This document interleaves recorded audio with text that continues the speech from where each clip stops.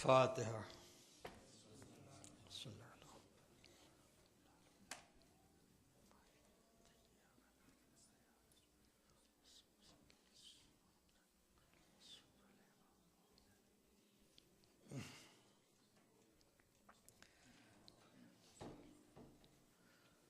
اعوذ باللہ السمیع العلیم من الشیطان اللعین الرجیم. بسم اللہ الرحمن الرحیم. الحمد للہ رب العالمین والصلاة والسلام علی سید الانبیاء واشرف المرسلین سیدنا و نبینا و شفیع المذنبین ابی القاسم محمد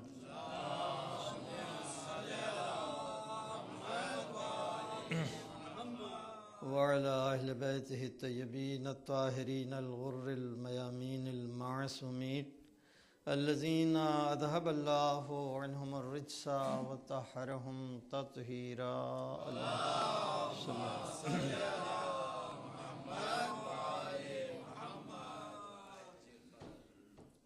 أما بعد فقد قال الله سبحانه وتعالى في القرآن الكريم. بسم الله الرحمن الرحيم. تمت کلمت ربک صدقا وعدلا لا مبدل لکلمات اللہ واللہ سمیع علیم. صلوات.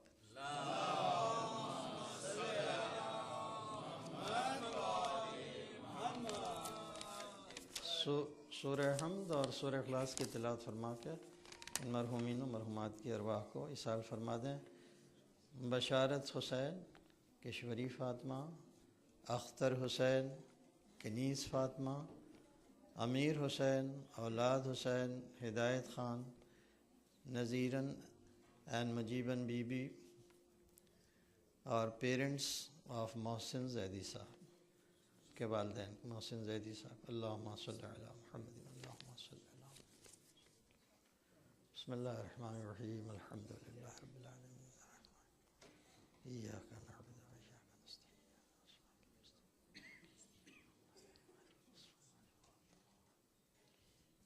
بسم اللہ الرحمن الرحیم. قل هو اللہ احد اللہ الصمد. قل هو اللہ احد اللہ الصمد. بسم اللہ الرحمن الرحیم. اللہم صل علی محمد. ربنا تقبل منا انک سمیع العلیم. ایک صلوات بھیجتے ہیں.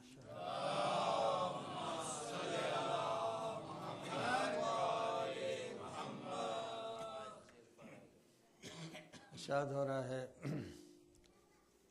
تمت کلمت رب کا، آپ کے رب کا کلمہ پورا ہو گیا باعتبار صدق و صداقت بھی اور باعتبار عدل بھی.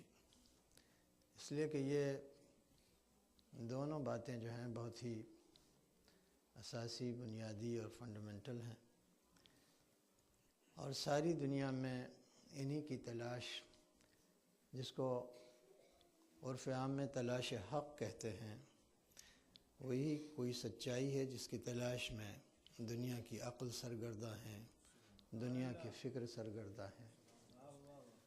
اور یہی عدل ہے کہ جو عملی اعتبار سے ایک بہت بڑی مرکزی اور اساسی حقیقت کا نام ہے صداقت کے بعد. تو سب سے بڑی صداقت، جیسے میں نے آپ کی خدمت میں عرض کیا تھا، وہ خود توحید پروردگار ہے، اور اس کے بعد اسی کا عدل ہے، یعنی اپنی ذات میں وہ کیسا ہے اس کا جواب ہے توحید، اور اپنے افعال میں وہ کیسا ہے اس کا جواب ہے عدل. اور اسی کا مظہر ہے کہ جو کبھی رسالت کی شکل میں، کبھی امامت کی شکل میں، کبھی قیامت کی شکل میں.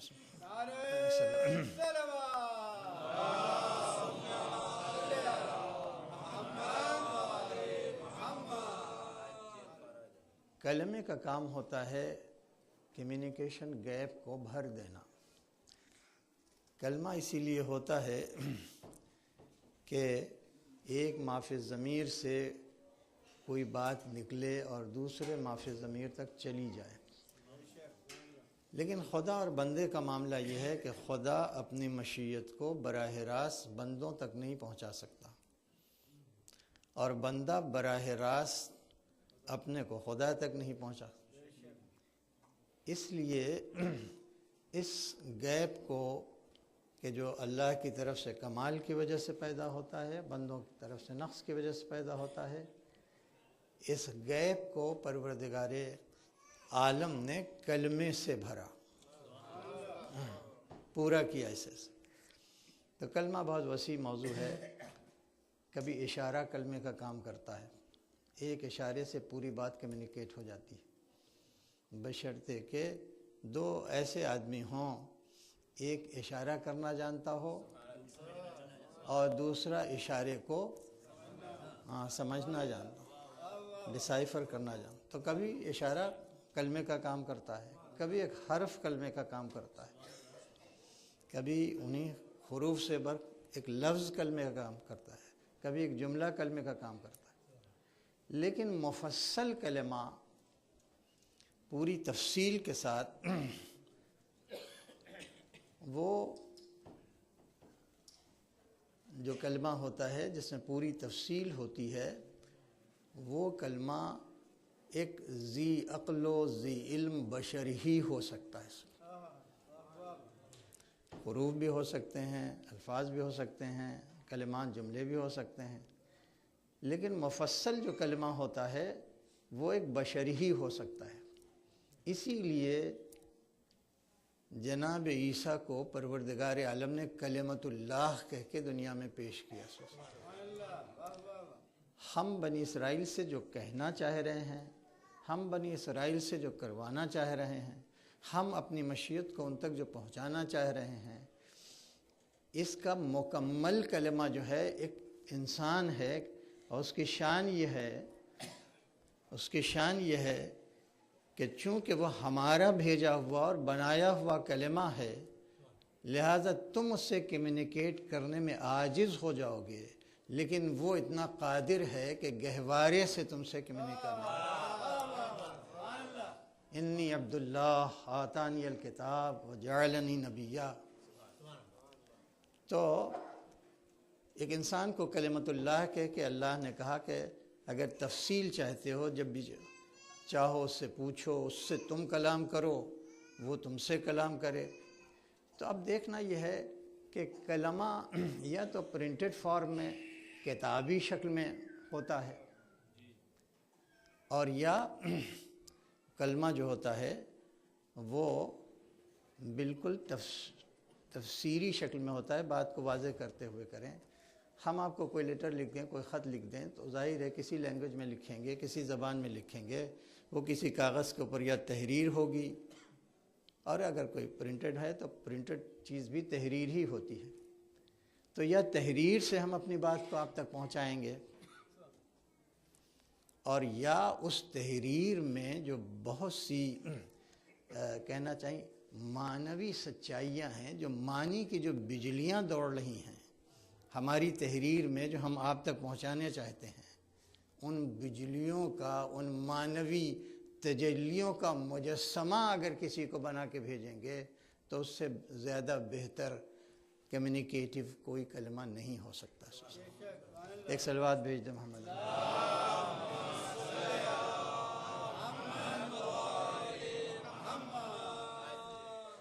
تو پروردگار عالم نے دو باتوں سے کام، کتابیں نازل کی اور کتابوں کو نازل کر کے دو خانے بنائے،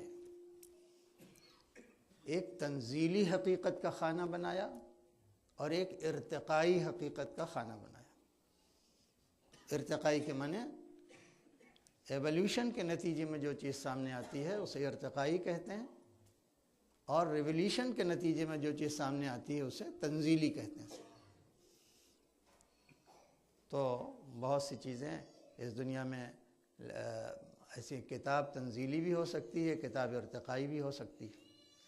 ایک وہ کتاب کے جو ارتقائی ہے وہ درجہ بدرجہ دھیرے دھیرے جو ہے وہ ایک کتاب کی شکل اختیار کرے گی۔ پہلے ایک انسان کے دل میں کوئی خیال آئے گا، کوئی موضوع آئے گا، پھر موضوع کے اوپر بہت سی انفارمیشن کو کلیکٹ کرے گا، پھر اس کو مرتب کرے گا ایک آرڈر میں، بھی چیپٹرائزیشن کرے گا، پھر اس کے بعد پوری کتاب کے موضوع کا ایک ٹائٹل دے گا، پھر اس کے بعد اسے کسی چھاپے خانے میں کسی پرنٹنگ پریس میں بھیج دے گا اور وہ چھپ جائے گی تو مارکیٹ میں چلی جائے گی۔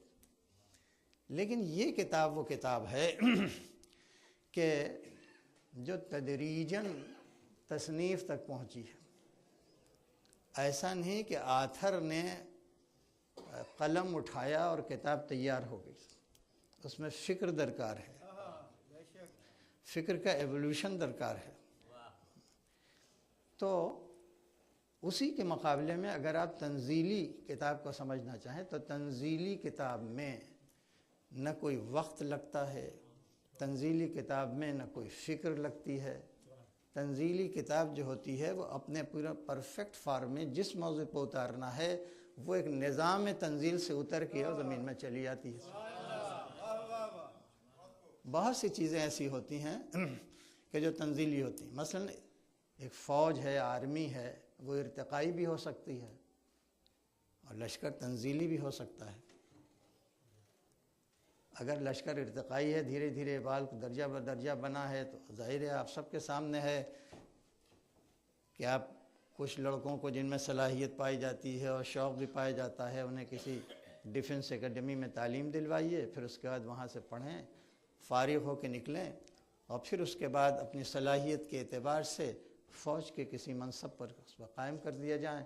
ایسے بہت سے لوگ مل جائیں گے تو کوئی جو ہوگا وہ سب سے کم درجے کا پروڈکٹ ہوگا، اسے سولجر ہی بنایا جائے گا، کسی کو کمانڈر بنایا جائے گا۔ تو ان ساری ارتقائی باتوں کو جمع کر کے ایک لشکر تیار ہو سکتا، ایک آرمی تیار ہو سکتی۔ لیکن تنظیمی آرمی بھی ہوتی ہے جو اچانک ہزاروں سپاہیوں کی شکل میں آسمان سے زمین پہ اتر آتی ہے۔ اس میں کوئی ڈیفنس اکیڈمی نہیں ہوتی، اس میں کوئی تدریجی نہیں ہوتا، بس پروردگار جب چاہتا ہے تو فرشتوں کا لشکر آن واحد میں اتار دیتا ہے، جیسا کہ بدر میں ایک لشکر اترا تھا۔ ایک صلوات بھیج دیں۔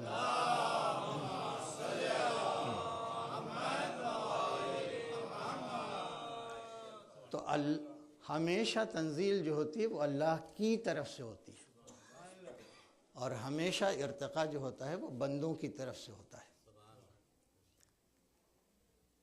یہ دنیا ایسا نہیں ہے کہ ہمیشہ سے ایسے ہی تھی۔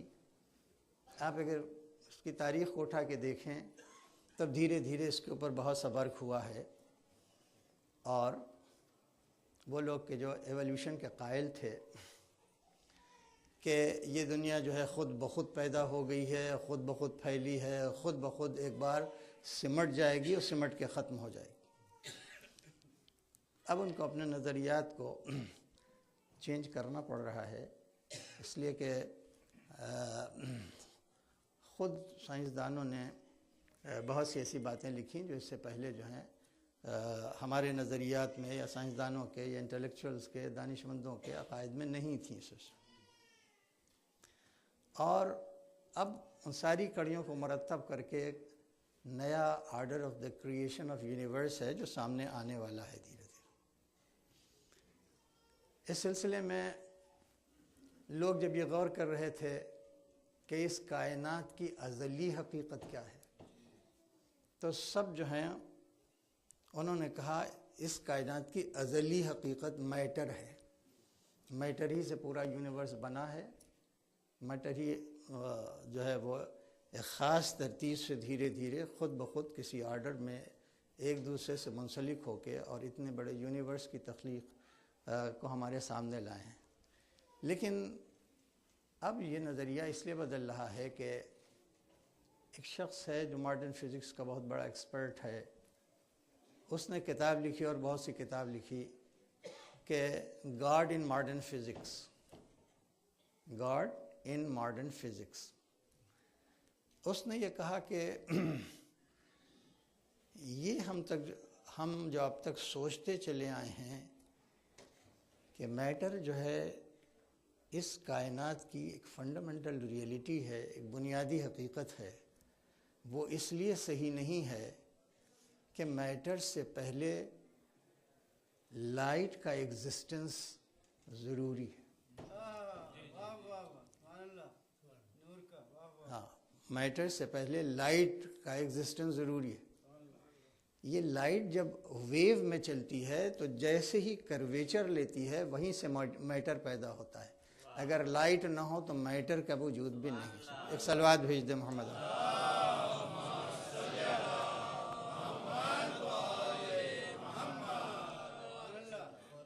اب یہ بات سامنے آئی کہ یہ کائنات شروع ہوئی ہے کسی نور سے، کسی لائٹ سے، جس کی خبر آپ کو ایک حدیث کے ذریعے ملی۔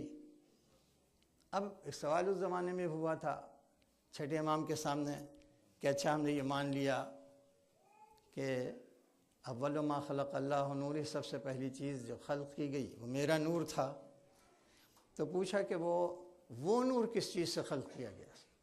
انسان ہمیشہ کاس کی طرف بڑھتا ہے، ہمیشہ سبب کی طرف بڑھتا ہے۔ ٹھیک ہے، مان لیا کہ وہ نور تھے، وہ نور کس سے پیدا ہوا؟ تمام کہنے لگے اگر کسی شے سے وہ نور پیدا ہوا ہوتا تو وہ شے اول ہو جاتی، وہ شے پہلی ہو جاتی۔ اللہ نے اسے اپنے قدرت کاملہ سے اولیت بھی بخشی اور وجود بھی بخشا اور نور بھی بخشا۔ ایک صلوات بھیج دیں محمد علیہ۔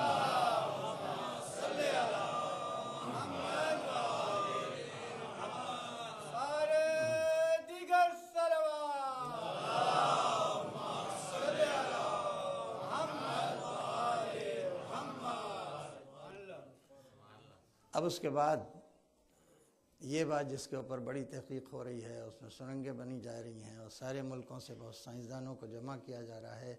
انسان تلاش حق میں پیاسا ہو جاتا ہے، ریسرچ پر ریسرچ کرتا ہے، تحقیق پر تحقیق کرتا ہے۔ چنانچہ اس نے یہ دیکھا کہ یہ کائنات ہمیشہ سے ایسی پھیلی ہوئی نہیں تھی، یہ بالکل کسی ایک ایسے پوائنٹ پہ سمٹی ہوئی تھی کہ جس کو وہ اپنی زبان میں میگا ایٹم یا سپر ایٹم کہتے ہیں۔ ایک جگہ کے اوپر قرآن نے اس کی تائید کی کہ یہ ارض و سما جو ہیں یہ کانت رتقا، یہ دونوں جو تھے یہ بالکل سمٹے ہوئے تھے ایک پوائنٹ پر۔ ففتقناہما، ہم نے ایک بینک پیدا کیا اور پھیلا دیا۔ چونکہ اللہ کی طرف سے آیا تھا اس لیے کوئی بلائنڈ بینک نہیں تھا، بہت آرڈرلی بینک تھا جس نے کائنات کو سجاتے ہوئے ایک آرڈر میں اور پھیلا دیا۔ ایک صلوات بھیج دیں۔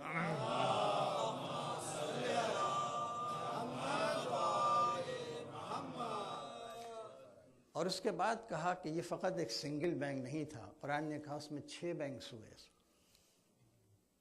هو الذی خلق السماوات والارض فی 6 ایام، 6 بینکس میں کہیے، 6 ایام میں کہیے، اس میں یہ اتنی بڑی کائنات جو ہے ہم نے تمہارے سامنے لا کے رکھا۔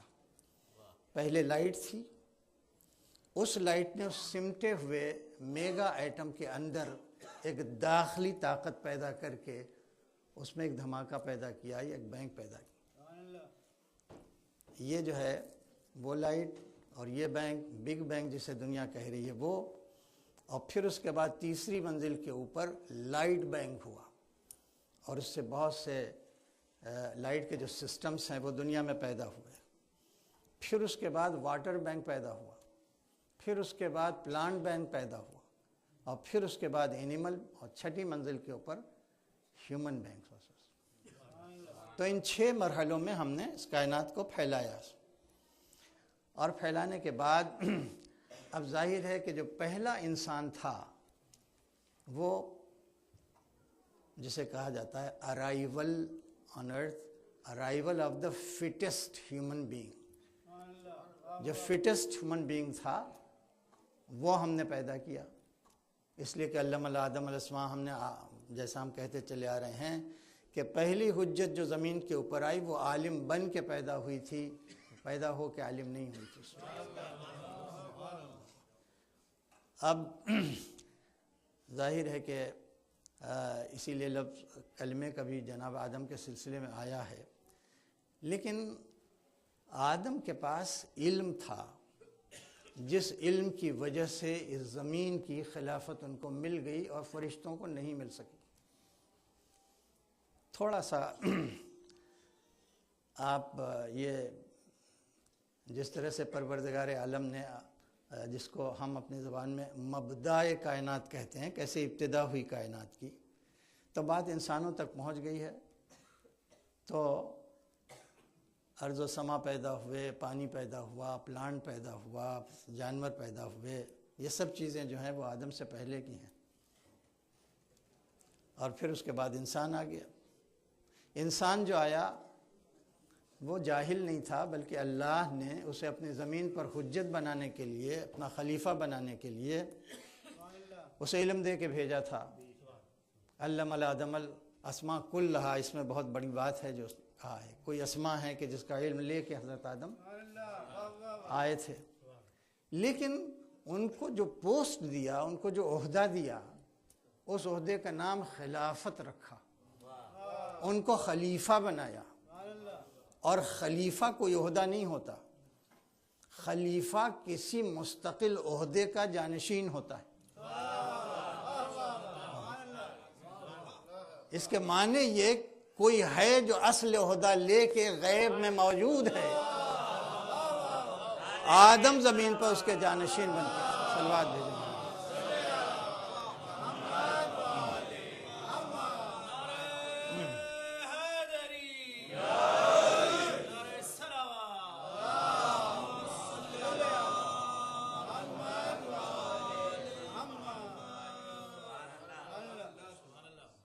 اب یہ بات فرشتوں کو کھل گئی. فرشتے سینئر ہیں، بہت پہلے سے پیدا ہوئے ہیں. اس لائٹ کے بعد جو ہم نے ذکر کیا وَلَمَا خَلَقَنَا، سب سے پہلی خلقت ملائکہ کی ہوئی، اس کے بعد ارض و سما پیدا ہوں. سینئر ہیں، ان کے سامنے آدم پیدا ہوئے ہیں، وہ مٹی سے پیدا ہوئے ہیں. حال البتہ کوئی تجلی ہے کہ جو ان کے جسد میں پھونکی گئی تو فرشتوں کو اپنی پیشانی جھکانی پڑی. لیکن ان کے دل میں ایک کریت تھی، ایک کھٹک تھی کہ ہمارے پاس عصمت ہے، ہم معصوم ہیں،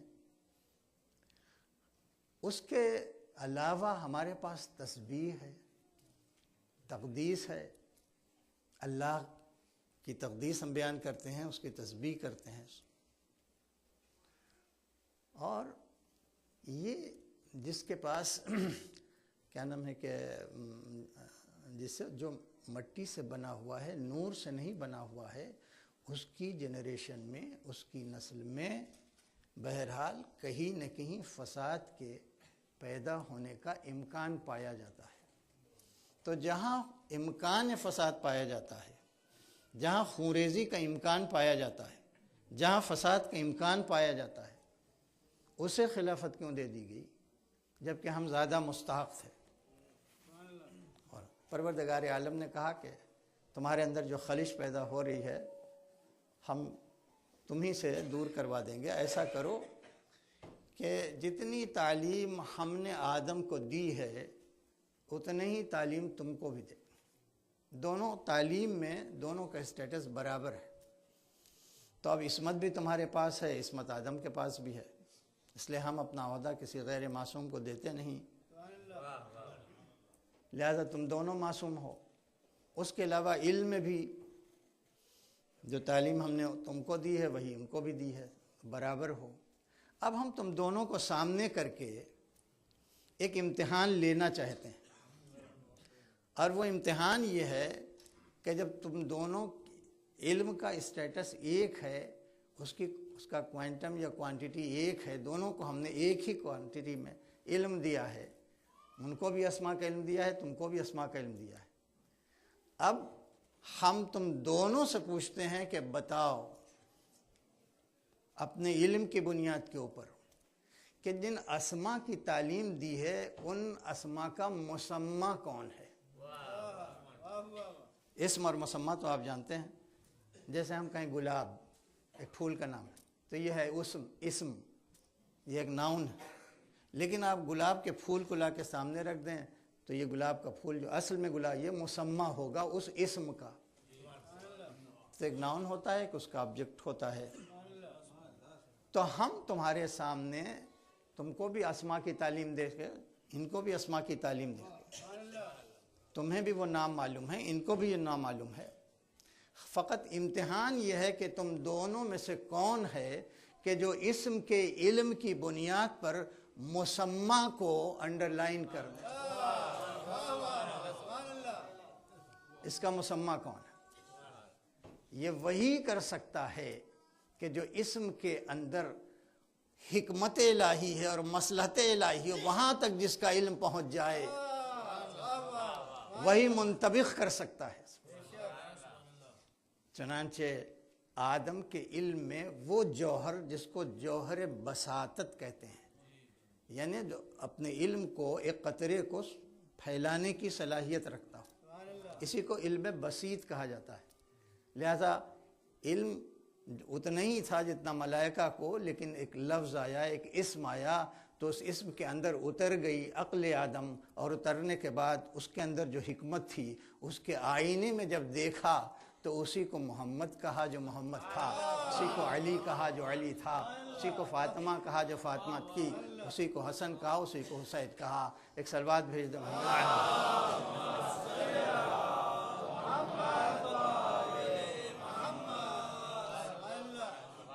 اور فرشتوں نے یہ کہہ کے اپنے کو وڈرا کیا کہ لا علم لنا الا ما علمتنا، ہم اس علم کو بڑھا نہیں سکے، اس میں بساطت نہیں پیدا کر سکے، یعنی ہم امین تو ہیں، جتنا علم دیا تھا وہ ہمارے پاس محفوظ ہے، وہ گھٹا نہیں ہے، اس میں کمی نہیں ہوئی ہے، مگر اس علم کو ہم اپنے قوت انطباق سے بڑھا نہیں سکے۔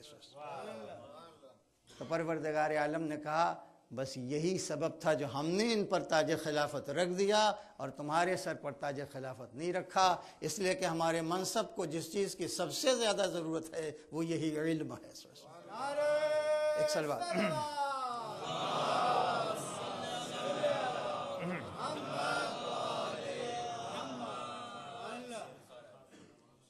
اب جناب آدم کو پروردگار عالم نے ان کا ایک دوسرا امتحان لیا، ان کی ول پاور کا امتحان، ان کے عزم کا امتحان۔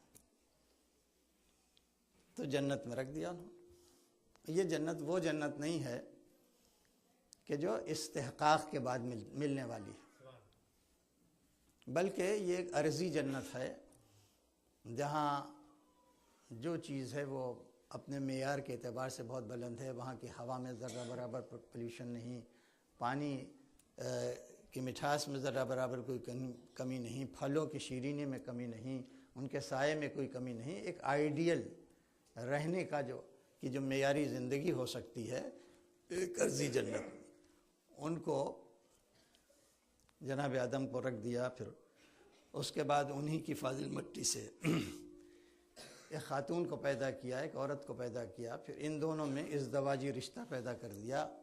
اب ازدواجی رشتہ پیدا کرنے کے بعد پروردگار عالم نے ایک اسٹینڈنگ انسٹرکشن دیا۔ دونوں میاں بیوی ہیں، دونوں شوہر و زوجہ ہیں، لیکن کہا کہ ہم نے رشتہ تو کر دیا ہے، ہم نے ازدواج کا صیغہ تو پڑھ دیا ہے، لیکن ہم تم سے ایک بات کہتے ہیں، لا تقربا، یہ تثنیہ کے ساتھ تم دونوں ایک دوسرے سے قریب نہ آنا۔ توجہ سے، اس سے زیادہ مہذب انداز اور کچھ نہیں ہو سکتا جو قرآن نے اپنایا۔ لا تقربا ہذہ شجرہ، دیکھو تم ایک دوسرے کے قریب آ کے اس شجرے کی بنیاد نہ ڈالنا۔ بنیاد نہ ڈالنا، میں بات کو واضح کر دوں اگر نہیں، کہ دیکھو تم دونوں رشتہ زوج میں جکڑ دیے گئے، شرعی اعتبار سے تمہارا ایک دوسرے سے قریب آ کے وہ عمل کرنا جو ایک شوہر اور بیوی کے درمیان جائز ہے، وہ ناجائز تو نہیں ہے، مگر ہم تم سے کہتے ہیں کہ جب تک اس جنت میں ہو ایک دوسرے کے قریب نہ آنا، اس لیے کہ اس شجرے کی جو بنیاد پڑتی ہے، اس شجرے کی جو بنیاد پڑتی ہے، اس بنیاد کا نام ہے نطفہ۔ بہت توجہ چاہتا، اور یہ جنت جو ہے نہ ترک اولا کو برداشت کر سکتی ہے، نہ کسی نطفے کو برداشت کر سکتی ہے۔ یہاں کوئی ایسی چیز تمہیں نہیں ملے گی کہ جو اس سے پیدا ہوئی ہو۔ حوریں پیدا ہوئی ہیں نور سے، فرشتے پیدا ہوئے ہیں نور سے، غلمان پیدا ہوئے ہیں نور سے۔ ہم نے جنت کو نور سے بنایا ہے، اگرچہ یہ وہ جنت نہیں ہے کہ جو استحقاق کے بعد ملے گی، لیکن آدم کی امتحان گاہ کے لیے ہم نے جو جنت بنایا ہے اس میں کہیں سے نجاست کا کوئی گزر نہیں، کہیں سے نجاست کا گزر نہیں۔ یہ ہم تمہیں بتا رہے ہیں، تم دونوں ایک دوسرے قریب نہ ہو۔ اب ظاہر ہے کہ جاننے والے جانتے ہیں کہ سائیکالوجی میں سب سے زیادہ پاورفل انسٹنکٹ جو ہوتی ہے اس کو لیبیڈو کہتے ہیں، جو جنسی انسٹنکٹ ہوتی ہے۔ اور اب قرآن مجید آپ پڑھ رہے ہیں، ایک دوسرے کے قریب آ گئے، ایک ایجنسی بھی داخل ہو گئی جو مس گائیڈ کرنے والی تھی، جو اپنا انتقام لینا چاہتی تھی، وہ بھی بہت سینئر ہے، بہت تجربہ کار ہے، سامنے کے اس کے بھی جناب آدم ہیں۔ اب اس نے قسم بھی کھایا، اپنے کو ناصحین بھی کہا، اور کہا اصل میں یہ بات نہیں ہے، بات یہ ہے کہ اگر تم ایک دوسرے سے قریب ہو گئے نا تو یہ جنت جو ہے دائمی طور پر تمہاری پراپرٹی ہو جائے گی۔ اس لیے اس کے بعد ہم تمہارے ناصحین میں سے ہیں اور ہم قسم کھاتے ہیں۔ وہ سب آپ دیکھ لیجئے گا قرآن مجید میں جانے کے بعد۔ اب اس کے بعد جیسے ہی قریب ہوئے ایک دوسرے کے اور ارادہ ابھی عمل میں نہیں آیا، ویسے ہی لباس جو ہے گر پڑا، اور ان کی پرائیویٹ آرگنز جو ہے اتنا ظاہر ہوئے۔ اس کا منظر کھینچا ہے قرآن مجید کہ بڑے بڑے پتوں کی طرف جھپٹے اور اسے اٹھا کے اپنے کو ستر پوشی کے لیے پتوں سے کام لیا، وہ لباس گر گیا۔ اس کے بعد آواز آئی، تم دونوں آدم اور حوا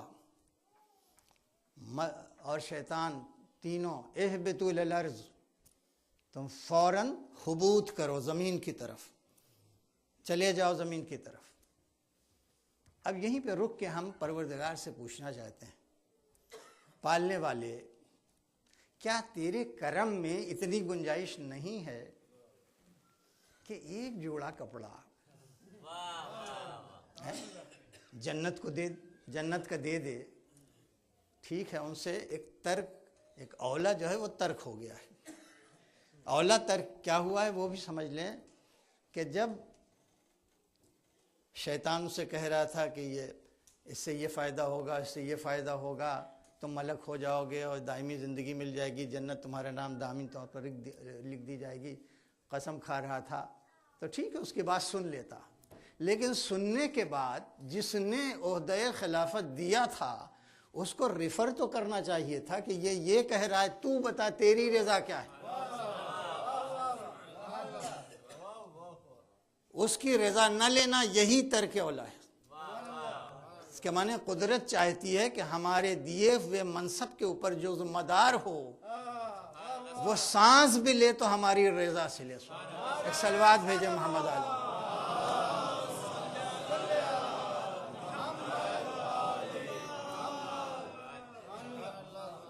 اللہ نے اتار لیا کپڑا، یہ جنت کا کپڑا ہے، زمین پہ نہیں جا سکتا، یہ یہاں کا کپڑا ہے، کوئی نہیں لے جا سکتا زمین پہ۔ اچھا، تو ہمیں ایک رولنگ معلوم ہو گئی جنت کی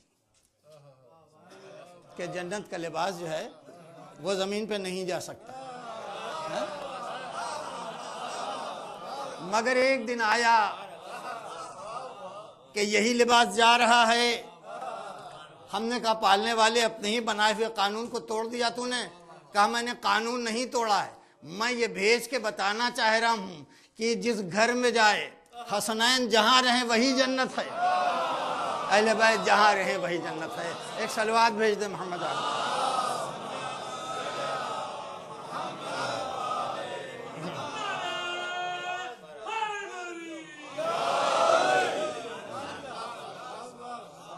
یہ کہیں اور نہیں گیا، جنت ہی میں گیا ہے کپڑا۔ اب اس کے بعد قرآن مجید میں ایک عجیب آیت ملی، ذرا سا اس کو سن لیں بس ختم۔ ارشاد ہوتا ہے سورہ معارج سورہ معارج ہے، 84 سورہ ہے غالباً. اس میں پروردگار عالم نے ایک سوال اٹھایا، اور وہ سوال یہ ہے کہ کل امرئ منہم ان یطمع کل امرئ منہم ان یدخل جنت نعیم. اب ترجمہ سنیے. کیا دنیا کا ہر انسان، ہر آدمی یہ طمع رکھتا ہے، یہ لالچ رکھتا ہے، یہ خواہش رکھتا ہے ان یدخل جنت نعیم کہ اسے اس جنت میں داخل کر دیا جائے کہ جو نعمتوں سے چھلک رہی ہے؟ تو اس کے معنی کیا ہو؟ چاہے کافر ہو چاہے مومن ہو، جنت سب چاہنا ہے، سب کے اندر طمع ہے. اور ہمارا سب چاہے جنت کوئی مذہبی موضوع نہیں ہے. جنت کے معنی زندگی جینے کا بہترین جو اسٹینڈرڈ آف لیونگ ہو، اس کے سارے وسائل جمع ہو جائیں، اسی کو جنت ہے نا. لہذا ہر انسان چاہتا ہے. اسی لیے آپ کو یاد ہوگا کہ جب سائنس کا غلبہ ہوا تھا بائبل کے اوپر، بائبل جو ہے وہ دم توڑ رہی تھی، اور چرچ جو تھا بہت اپنے ہیومیلیٹڈ محسوس کر رہا تھا سائنس کے مقابلے میں. تو اس وقت یہ لفظ آیا تھا سائنسدانوں کی زبان پر، یہ کہہ کے آیا تھا کیا مذہبی کیمپ میں یہ جو لفظ جنت ہے کہاں اس کے چکر میں پڑے ہو، پتہ نہیں ہے بھی کہ نہیں ہے.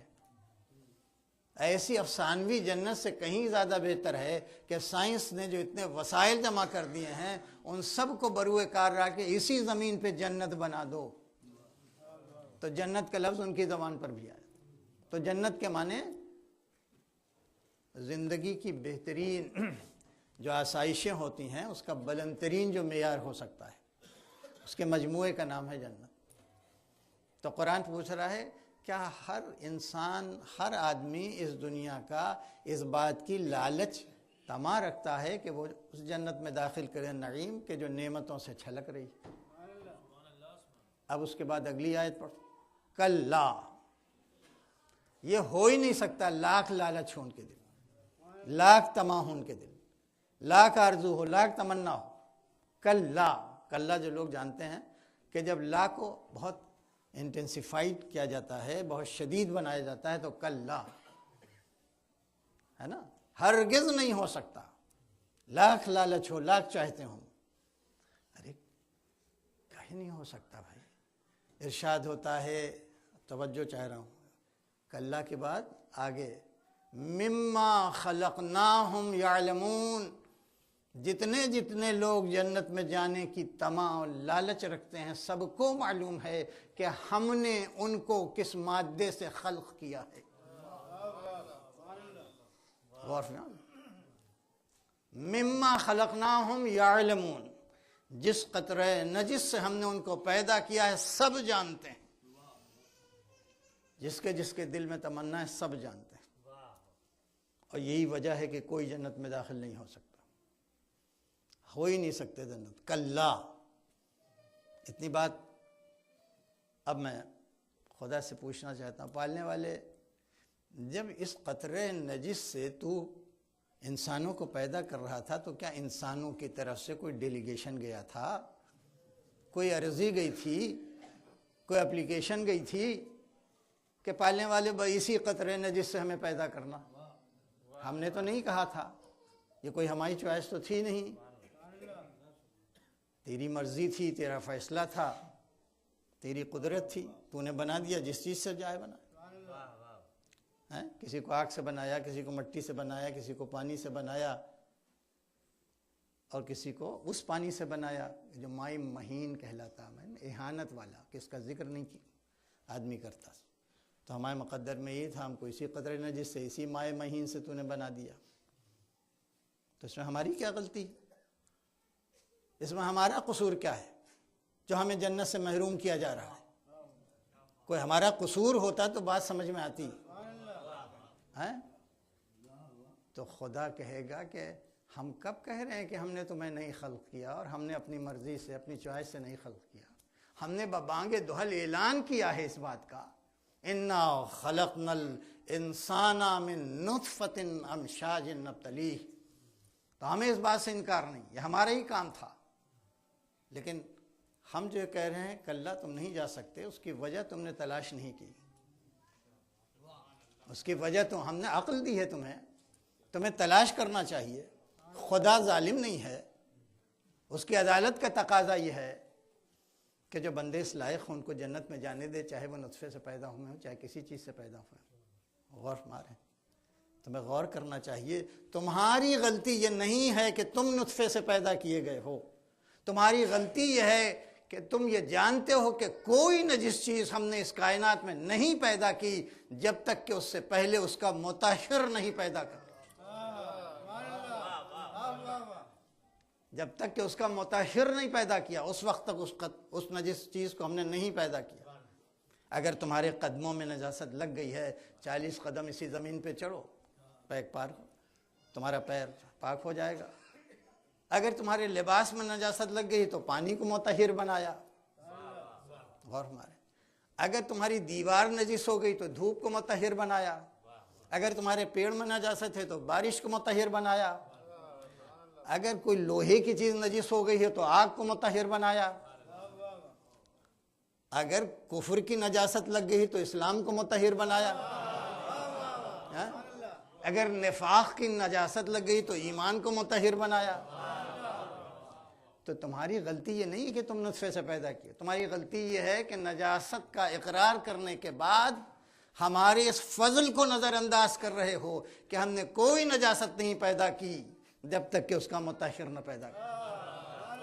تمہاری تکلیف شرعی یہ ہے کہ وہ طہارت ڈھونڈو کہ جو تمہاری خلقت اور تمہاری ولادت کو طاہر بناتی ہے۔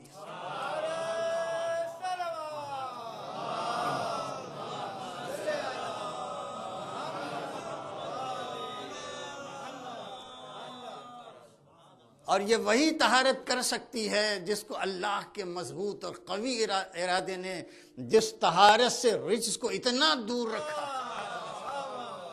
اور پھر اس کے بعد اتنا طاہر کیا ہے کہ جو حق کے طہارت تک پہنچ گیا، اس سے بڑی کوئی طہارت نہیں۔ اگر تم تلاش کرنے نکلو گے تو ایک آستانے پہ موٹے لفظوں سے لکھا تم پاؤ گے، انما یرید اللہ لیذھب عنکم الرجس اہل البیت ویطہرکم تطہیرا۔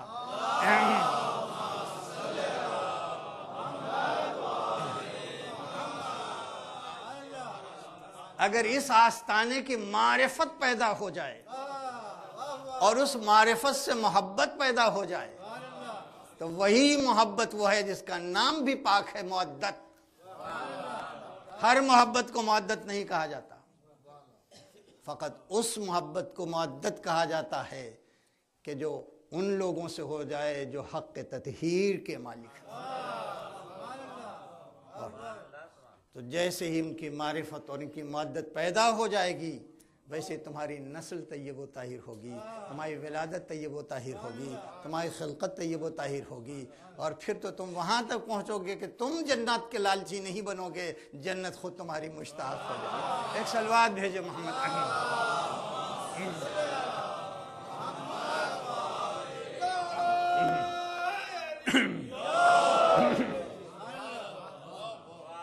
بس عزیزان ہوتا ہوں، آخر کلام میں ایک چیز ہے جنت، اور جنت کی تفصیل جا بجا قرآن کریم میں بھی دی ہوئی ہے، اس میں کوئی شک نہیں ہے کہ اگر انسان ایک جھلک دیکھ لے جنت کی، وہاں کے حسن کی، وہاں کے شباب کی، وہاں کے دسترخوان کی، وہاں کی ہوا کی، وہاں کی فضا کی، وہاں کے معصوم مدرسوں کی کہ جس کے سارے اساتذہ سب معصوم ہیں، وہاں ایک پرپز ہے، ایسا نہیں کہ بے معنی زندگی ہے۔ عام طور سے جب جنت کا لفظ آتا ہے تو وہ ایک ہی تصور ہوتا ہے کہ بس ایک ہی کام ہے وہاں کہ حوروں کو دبوچ کے بیٹھے رہو، باقی کوئی کام نہیں۔ ایسا نہیں ہے، ایک بہت ہی میننگ فل ایک جہان ہے۔ کہاں علی بن ابی طالب کو موقع ملا کہ کسی کو تعلیم دیتے، وہیں معصومین ملیں گے، وہیں انبیاء سے ملاقات ہو۔ تو ایک بڑی معنی ہے، اتنی معنی خیز ہے، اتنی معنی خیز ہے کہ سننے کو بھی کوئی لغو چیز نہ ملے گی، لا تسمعون فیہا، لہذا جو جان جاتا ہے، ارشاد ہوتا ہے قرآن مجید میں کہ لاکھ تمہارے پاس ڈگری ہو، سند ہو، بڑی بڑی یونیورسٹیز کی ہو، معاشرے میں تم بہت ذی علم انسان مشہور ہو، لیکن ہم کہہ رہے ہیں کہ لا تعلم نفس، کوئی نفس نہیں جانتا، بالکل ایک دم لا تعلم نفس ما اخفیا، کہ ہم نے کیا کیا چیزیں چھپائے رکھی ہیں ابھی، من قرۃ اعین، کہ اگر دیکھ لیں ایک جھلک تو آنکھوں کی وہ ٹھنڈک پیدا ہو جائے کہ جس کا ابھی تصور نہیں۔ کوئی دنیا کا انسان نہیں جانتا کہ جنت کیسی چیز ہے، تصور میں بھی انسان سوچ نہیں سکتا جو اللہ نے حقیقت میں بنا دیا ہے۔ بہرحال اتنا اپنی جگہ کے اوپر بالکل طے ہے کہ اگر پردہ اٹھا دیا جائے تو کوئی انسان ایسا نہ ہوگا کہ جو اپنے کو محروم کرنا چاہے، اور اگر پردہ اٹھا دیا جائے اور جہنم کو دیکھ لے تو کوئی ایسا انسان نہ ہوگا جو اس سے بچنے کی کوشش میں لگ نہ جائے۔ یہی وجہ ہے کہ بس ایک اس زندگی کے بعد ایک موڈ آف ایگزسٹنس ہے جس کو لائف آف دی گریو کہتے ہیں، قبر کی زندگی کہتے ہیں۔ لوگ بہت لائٹلی لیتے ہیں، بار بار قرآن مجید جو ہے وہ چونکاتا ہے، وارن کرتا ہے، جھنجھوڑتا ہے، مگر عام طور سے ہم لوگوں کی عادت جو ہے وہ بہت انسینسبلٹی کی شکار ہو گئی، وہ اثر نہیں پڑتا، موٹی کھال کے لوگ ہوتے عادت۔ کہتا ہے کہ الہاکم التکاثر، کہ تمہیں غفلت میں ڈالے رکھا تکاثر نے، الحاق کے معنی غفلت میں ڈال دینا، نیگلیجنس میں ڈال دینا، کیئرلیسنس میں ڈال دینا۔ الہاکم التکاثر، تکاثر کیا ہے؟ ملٹیپلائی کرنا، 1 سے 2، 2 سے 3۔ تمہیں تکاثر نے غفلت میں ڈال رکھا، ایک گھر ہو گیا تھا اب 2 گھر ہو جائے، 2 گھر ہو گیا 3 گھر ہو جائے، ایک کھیت ہو 2، 1 سے 2 ہو جائے، ایک فیکٹری سے 2 فیکٹری ہو جائے، اسی میں تم لگے رہے حتیٰ زرتم المقابر، یہاں تک کہ مقابر کو وزٹ کیا تم نے۔ زیارت مانے وزٹ کر، تم آ گئے اپنی قبروں میں، زرتم المقابر، اپنی قبروں میں آ گئے۔ کلا سوف تعلمون، تم سمجھ رہے تھے کہ یونیورسٹی ڈگری دیتی ہے، تم سمجھ رہے کہ ہارورڈ کی ڈگری تمہیں علم دیتی ہے، تم یہ سمجھ رہے تھے کہ آکسفورڈ کی ڈگری تمہیں علم دیتی ہے۔ کلا، پھر وہ لفظ آئے کلا، ہرگز نہیں، کلا سوف تعلمون، اصل علم تو یہاں ملے گا۔ تم نے کتنے سینسر لگائے تھے کہ اگر کوئی فرشتہ آتا ہو تو ہم ریکارڈ کر لیں، اور ہمارے ٹیپ ریکارڈر لگائے ہو، سینسر لگائے ہو، مگر کسی سے تمہیں یہاں کا علم نہیں مل سکا۔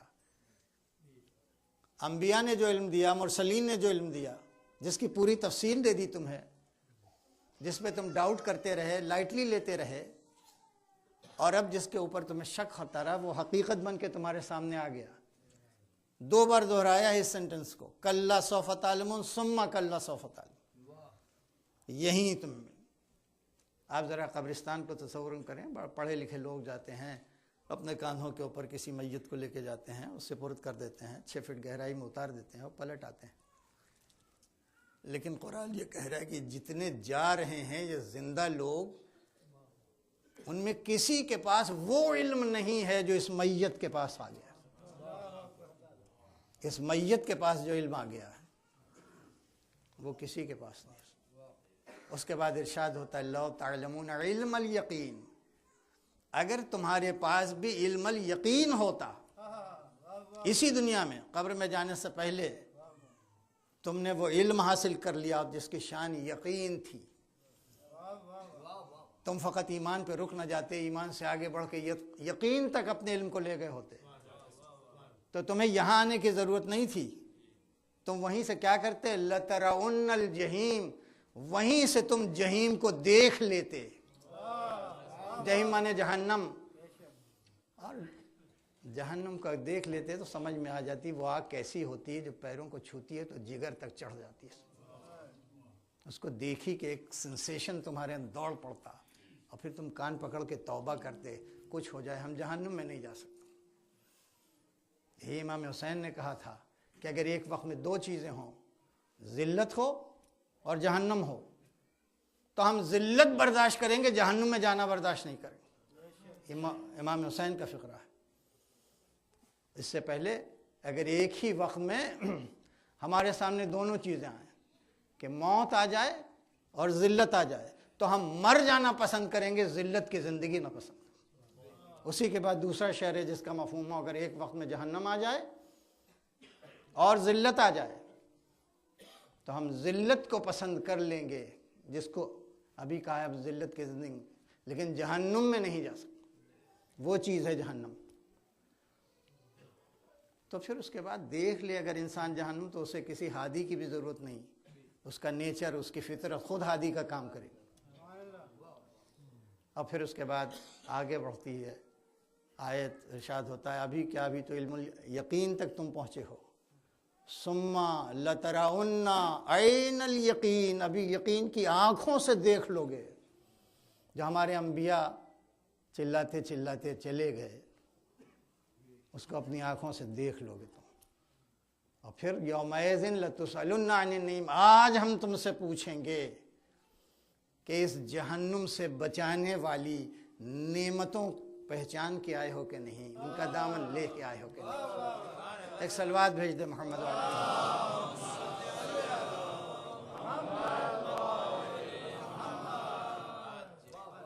امام حسین کا سب سے بڑا کام یہ ہے کہ انہوں نے 1,24,000 پیغمبروں نے جس پردے کو اٹھانے، یعنی آخرت سے پردہ اٹھانے میں جو سعی کی، اس کو مرسل اعظم نے 23 برس میں پورا کر دیا۔ اور جسے 23 برس میں مرسل اعظم نے کیا، اسے امام حسین نے ایک دن سارے پردے اٹھا دیے۔ اس لیے کہ جب عصر کا سورج جو ہے غوب رہا تھا، تو کربلا کا آئینہ بلند ہو رہا، جس میں صاف جنت، صاف دوزخ، صاف آخرت دکھلائی دے رہی۔ یہ بہت بڑا کمال تھا امام سے کہ مشاہدے میں، آبزرویشن میں ڈال دیا حسین ابن علی۔ اور یہی وجہ تھی کہ جسے امام حسین نے ایک دن میں پورا کیا، اسے زینب نے چند گھنٹوں۔ اس لیے کہ بات وہیں پہ جا کے تمام ہوتی ہے۔ پورے دربار کو محسوس ہونے لگا کہ کوئی بڑی صداقت اور کوئی بڑی سچائی ہے جس کے لیے بیویاں یہ قربانی دینے پہ آمادہ۔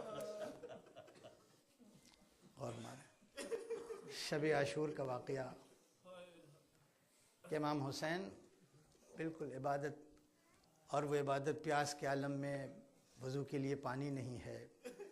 یہ رات جیسے کٹے گی ویسے باپ کے سامنے کچھ بچے ہیں جو ذبح ہو جائیں، ماں کے سامنے کچھ بچے ہیں جو نہر کر دیے جائیں، بھائی کے سامنے کوئی بھائی ہے جو قتل کر دیا جائے، باپ کے سامنے کوئی کڑیل جوان ہے، سارا منظر ان کی نگاہوں۔ مگر عبادت میں استغراق کا عالم یہ ہے، ایک رات ملی ہے، اب وہ بھی اپنے بھائی کو بھیج کے گویا سوال کر کے لی ہے کہ بھیا ان سے کہہ دو ایک رات ہمیں دے دیں، کل جنگ ہو جائے گی، مگر آج رات ہمارا جی چاہ رہا ہے جی بھر کے اللہ کی عبادت۔ خیموں سے بھی آواز ہے اور باہر سے بھی آواز ہے، جس کے بارے میں حر کہتا ہے میں جب شب عاشور کو اپنے خیمے سے نکلا تو میں فیصلہ نہیں کر پا رہا تھا کہ فرات زیادہ سیراب ہے اپنے پانی سے، یا یہ امام حسین کے ساتھ جو عبادت کر رہے ہیں، اس لیے کہ اس کی موجوں میں بھی ایک نغمہ پیدا ہو رہا تھا، ایک زمزمہ پیدا ہو رہا تھا۔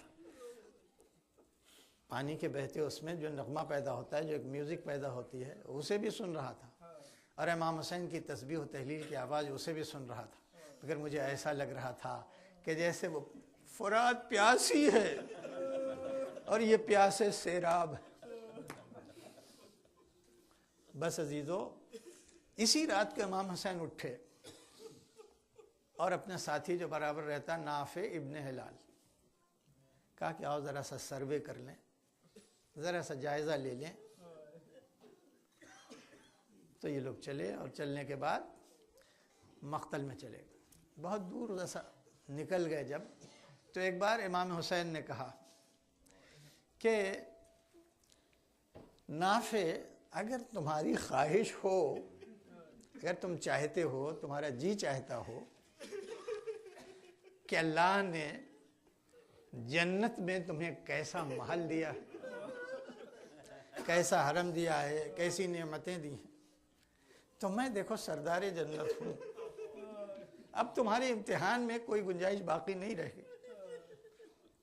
اگر تم چاہو تو میں اسی وقت تم کو تمہارا مقام جنت دکھا سکتا ہوں، اگر تم چاہو تو آپ جانتے ہیں کیا جواب دیا نافع؟ کہا مولا میں جانتا ہوں آپ دکھا سکتے ہیں، مگر مجھے اپنا مقام جنت میں دیکھنے کی کوئی خواہش نہیں۔ کہا پھر کیا خواہش ہے؟ کہا خواہش یہ ہے کہ اگر آپ کل ہونے والی بات آج دکھلا سکتے ہو تو بس یہ دکھلا دیے کہ آپ کی نصرت میں لڑتے لڑتے میں کس مقام پر گھوڑے سے گروں گا، آپ کی نصرت میں کہاں گھوڑے سے گروں۔ امام حسین نے وہ جگہ دکھا دی، اسی جگہ نافع دوسرے دن شہید ہو کے گرے، جو بتائی تھی بعین وہی جگہ۔ لیکن لکھا یہ ہے کہ جب نافع کو وہ جگہ دکھا رہے تھے جہاں سے وہ گھوڑے سے گریں گے تو نہ جانے کیا دل میں جوش پیدا ہو، کہنے لگے اور نافع یہ بھی دیکھنا چاہو گے کہ میرا کڑیل جوان کہاں گرے گا، میرے بھائی کی نشانی قاسم کہاں گرے گا، میرے بہن کے راج دلارے کہاں گریں گے۔ ہر ایک کی جگہ دکھایا، ہر ایک کی جگہ دکھایا، اور پھر اس کے بعد واپس خیمے میں آئے۔ راستے میں ایک نشیب ملا، حسین اس نشیب میں اتر گئے، اور نشیب میں اترنے کے بعد وہیں سے نافع کو بلا رہے تھے، نافع کو کوئی جواب نہیں آیا، ایک آواز دی نہیں سنا، دوسری آواز دی نہیں سنا، تیسری آواز جب سنا تو کہا کہ میں تمہیں پکار رہا ہوں تم جواب نہیں دے رہے، کہ میرا خدا گواہ میرے کانوں میں آپ کی آواز نہیں آئی، میں ایک محویت کے عالم میں تھا۔ حسین نے کہا کس منظر میں تم محو ہو گئے تھے؟ کہا جس نشیب میں آپ کھڑے ہیں وہی میں نے دیکھا، ایک سیاہ چادر ہے جو ادھر ادھر ہل رہی ہے، میں سوچ رہا تھا اس جنگل میں، اس مقتل میں یہ کس کی چادر ہے کہ جو ہل رہی ہے۔ ایک بار حسین نے وہ کسی کی چادر نہیں ہے، وہ میری ماں کی رضا ہے کہ جو میرے آخری سجدگاہ کو اپنے بالوں سے صاف کر۔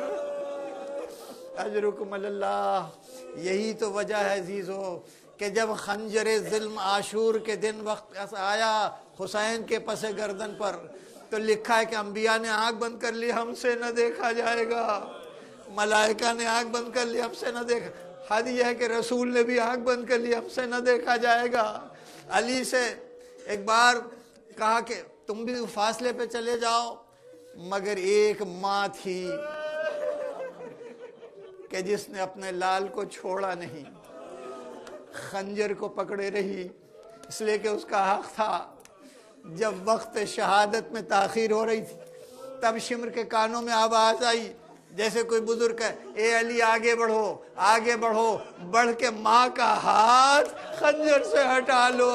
جیسے کسی ماں نے خنجر سے ہاتھ ہٹایا، خنجر کو راستہ ملا، چلنے لگا تو ایک دوسری آواز آئی اسی دکھیاری ماں کی، ولدی ولدی، اے میرے فرزند، اے میرے لا قتلوکا وذبحوکا واتشوکا ولا رفوکا، تجھے ماں کے سامنے قتل کر رہے ہیں، ماں کے سامنے ذبح کر، کاش یہ تجھے پہچان لیتے۔ سیعلم الذین ظلموا ای منقلب ینقلبون الہی بحق الزہراء و ابیہا و بعلہا۔ بارلہ محمد آل محمد کا واسطہ ہم سب کو اعمال صالحہ کی توفیق عطا، جو بیمار ہیں ان کو شفائے کامل عاجل عطا، پالنے والے اس فرش عزا پر آنے والے جو لوگ ان کے دنیاوی اخروی حاجت کو پورا فرما دیں، اور جو مرحومین ہو گئے ان کو جوار رحمت میں جگہ دیں، پالنے والے ہمارے امام کے ظہور میں تعجیل فرما، ہمیں ان کے اعوان و انصار میں شمار ہونے کی توفیق عطا فرما۔ ایک بار اور زحمت کر کے سورہ حمد و شیخ اخلاص کی تلاوت فرما، اس کی تلاوت کا سوال مرحومین کو بشارت حسین اور کشوری فاطمہ، اختر حسین، کنیز فاطمہ، امیر حسین، اولاد حسین، ہدایت خان اور نذیرن اور مجیبن بی بی۔ اللہم صلی علی محمد، اللہم صلی علی محمد، اللہم صلی علی محمد۔ الحمد للہ رب العالمین، ایاک نعبد و ایاک نستعین، صراط المستقیم صراط الذین غیر المغضوب علیہم ولا الضالین، قل هو الله احد،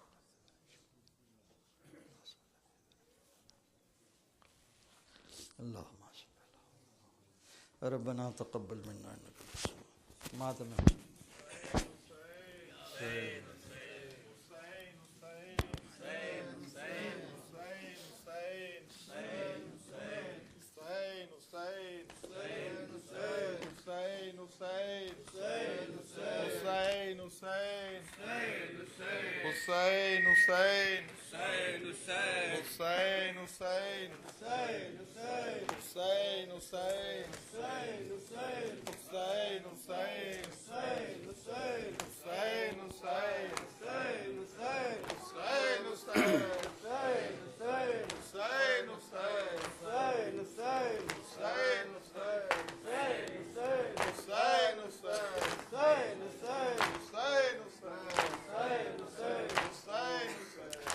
وطن جاتی ہوں بھیا اللہ نگہبان، اللہ نگہبان،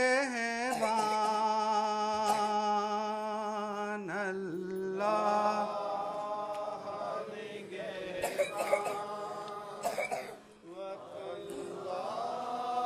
اللہ نگہبان، اللہ نگہبان، اللہ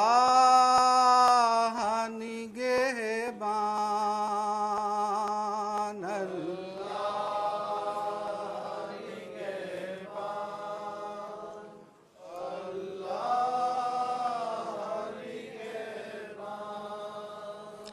ہو زینب نے کہا رو کر وطن جاتی ہوں بھیا اللہ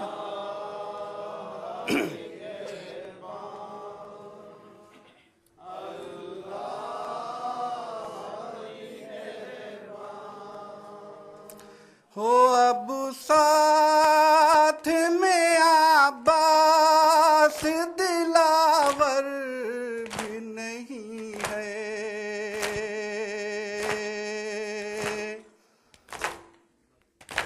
اور آن محمد علی اکبر بھی نہیں ہے،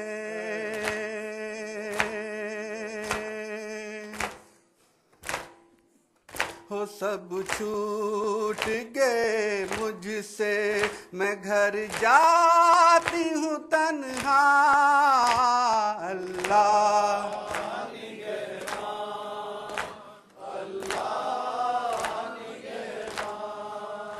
اللہ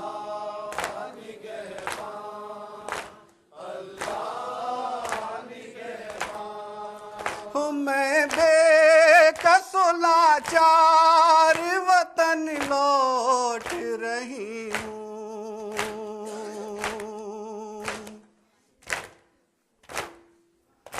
کنبے کی عزادار وطن لوٹ رہی ہوں،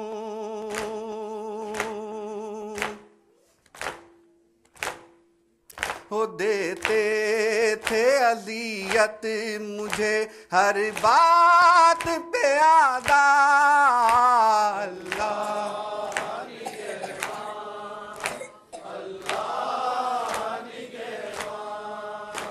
اللہ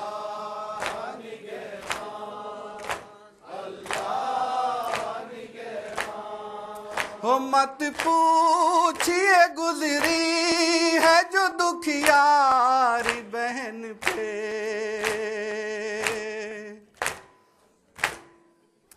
ٹوٹے ہیں ستم لاکھ جو مجبور بہن پہ،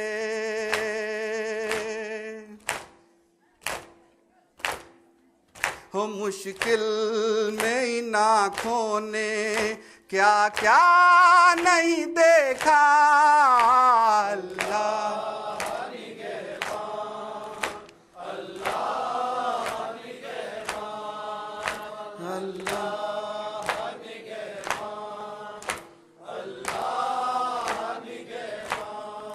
ہو بن بھائی کی کہلاؤں گی میں غم کی ستائی،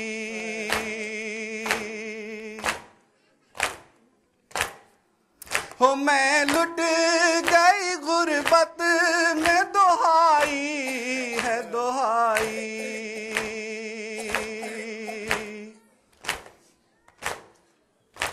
تھا بین یہی زینب مغموم کا رسوا، اللہ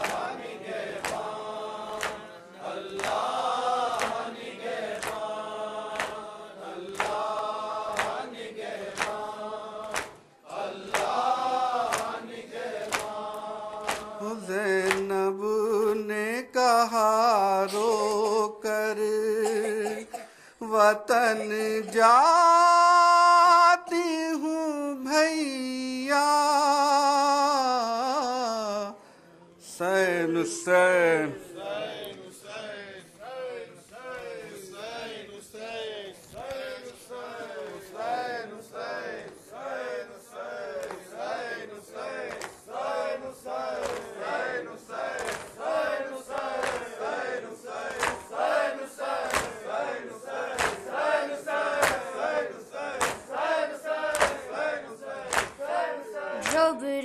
سر سے چھنی میں صدا دیتی رہی، تو نایا غازی جب ردا سر سے میں صدا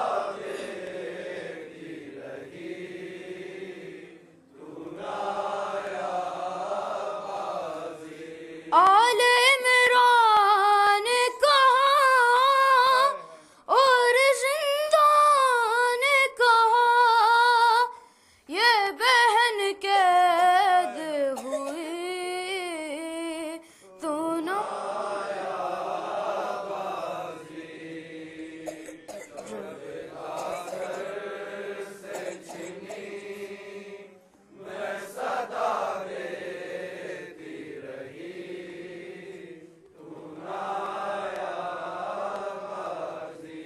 ہم کو پانی نہ ملے تیری خوشبو تو رہے، تیرے بازو نہ کٹے چاہے مشکی زچ دے، یہ مگر ہو نہ سکا تیرے بازو ہیں جدا، تجھ پہ ہے تشنا لبی تو نایا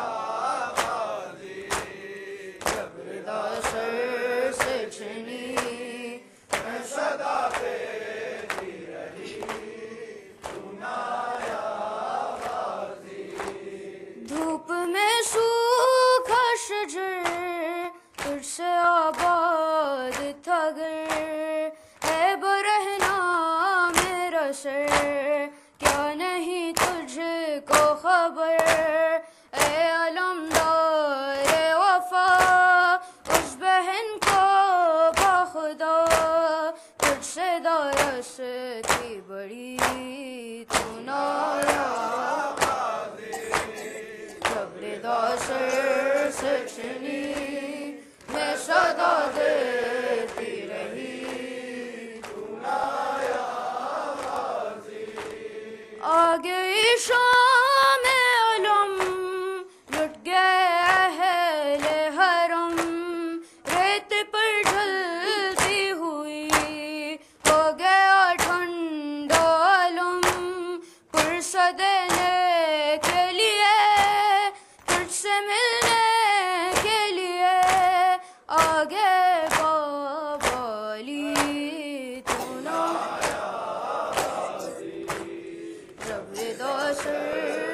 سچنی میں صدا دے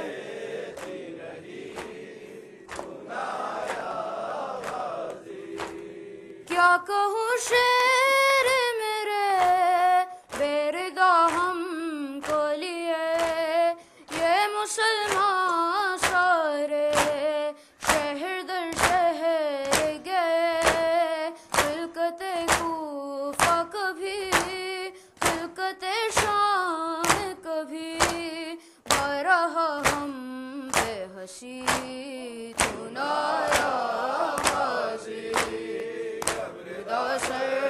سچنی میں صدا دیتی رہی تو نایا غازی کتنی بے بس تھی بہن اے شہنشاہ وفا نام لے لے کے میرا جب یہ ظالم نے کہا ناز تھا جس پہ تجھے اب بلانا اسے اور میں روتی رہی تو نایا غازی ردا سچنی میں صدا دیتی رہی تو نایا غازی قید خانے میں قضا جب سکینہ کو ملی دیکھ کرتے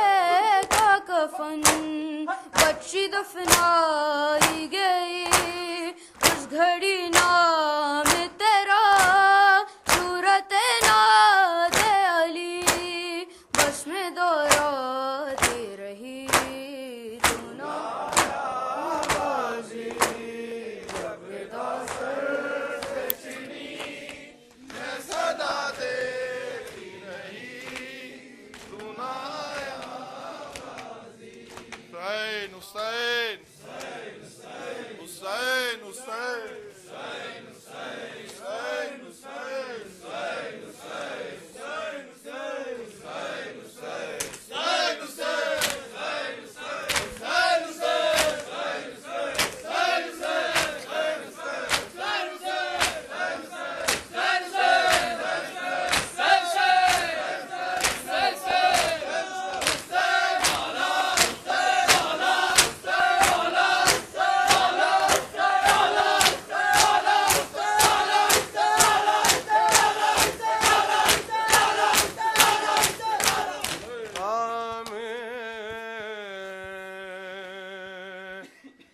فانا کے بعد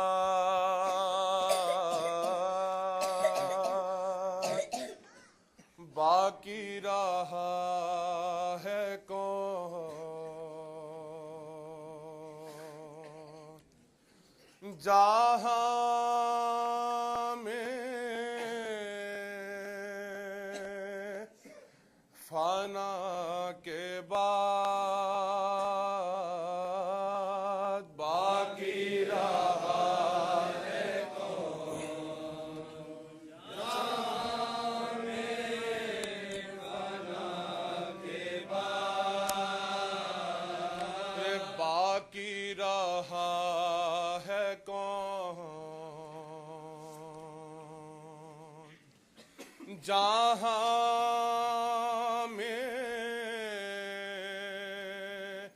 فنا کے بعد باقی رہا ہے کون جہاں میں فنا کے بعد زندہ مگر حسین ہے قتل جفا کے بعد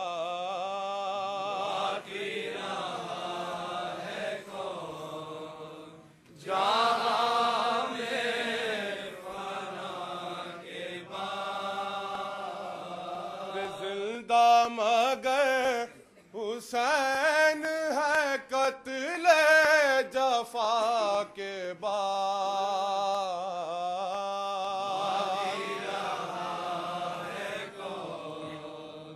جہاں میں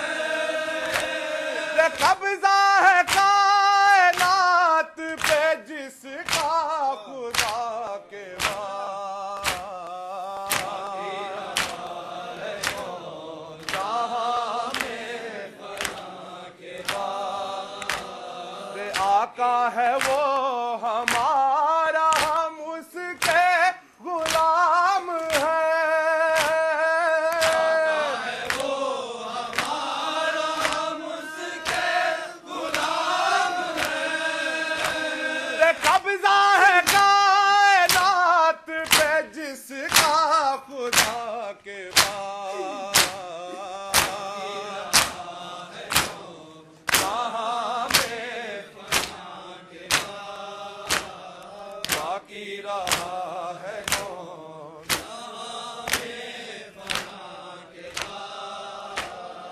ہے مرکز حسین تمنا آخری،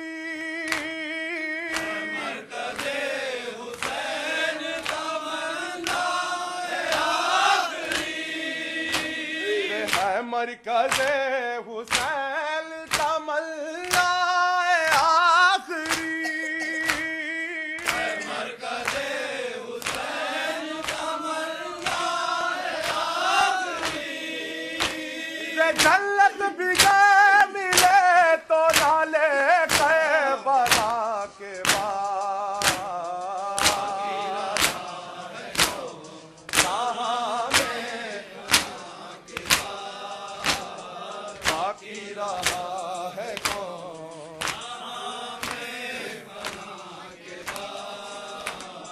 پردے کی آیتوں کی یہ تفسیر دیکھ لو،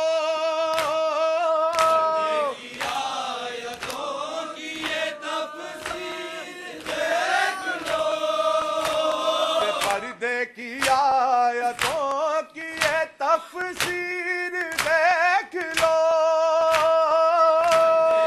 آیتوں کی یہ تفسیر دیکھ لو، بالوں سے منہ چھپائے حرم حیرنا کے بعد کہاں میں باقی رہا ہے کون؟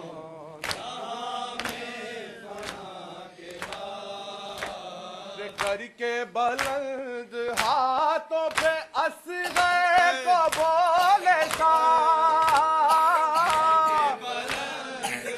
ہاتھوں پہ اصغر کو بولے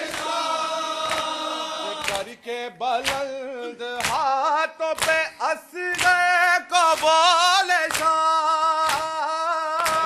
بلند ہاتھوں پہ اصغر کو بولے باقی نہیں ہے آپ کوئی اس محل کے بعد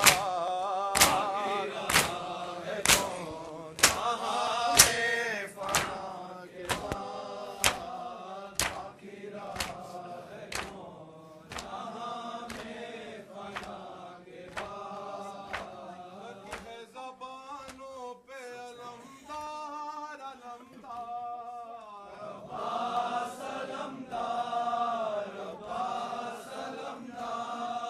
اب تک ہے زبانوں پہ علمدار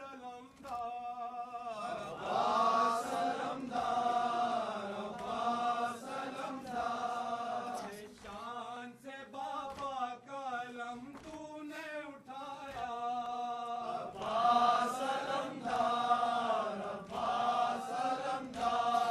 مشکیز اچھدا لوٹ کے تو گھر نہیں آیا،